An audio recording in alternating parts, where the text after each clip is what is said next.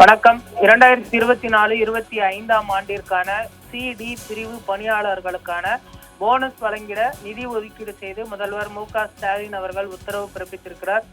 ஓய்வூதியதாரர்கள், குடும்ப ஓய்வூதியதாரர்கள், முன்னாள் கிராம அலுவலர்களுக்கு பொங்கல் போனஸ் வழங்க 183 கோடியே 86 லட்சம் ஒதுக்கீடு செய்திருக்கிறார்.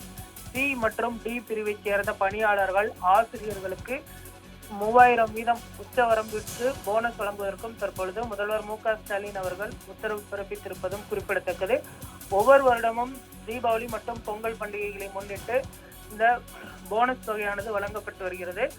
இந்த வருடத்தை பொறுத்தவரை தமிழ்நாடு முதலமைச்சர் மு.க.ஸ்டாலின் அவர்கள் 2024-25 ஆண்டிற்கான சி மற்றும் டி பிரிவு பணியாளர்களுக்கு மிகை ஊதியம் மற்றும் சி மற்றும் டி பிரிவை சார்ந்த ஓய்வூதியதாரர்கள், குடும்ப ஓய்வூதியதாரர்கள் மற்றும் முன்னாள் கிராம அலுவலர்களுக்கு பொங்கல் பரிசு வழங்கிட 183 கோடியே 86 லட்சம் ரூபாய் ஒதுக்கீடு செய்து உத்தரவு பிறப்பித்திருக்கிறார்.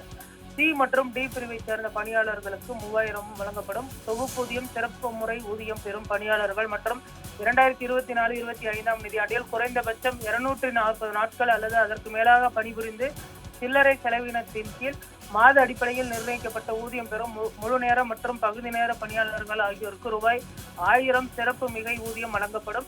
சி மற்றும் டி பிரிவை சேர்ந்த ஓய்வூதியதாரர்கள் மற்றும் குடும்ப ஓய்வூதியதாரர்களுக்கு முன்னாள் கிராம பணியமைப்பு மற்றும் அனைத்து வகை தனி ஓய்வூதியதாரர் ஆகியோருக்கு ரூபாய் 1000 பொங்கல் பரிசு வழங்குவதற்கும் தற்பொழுது முதல்வர் அவர்கள் இந்த உத்தரவினை பிறப்பித்திருக்கிறார்.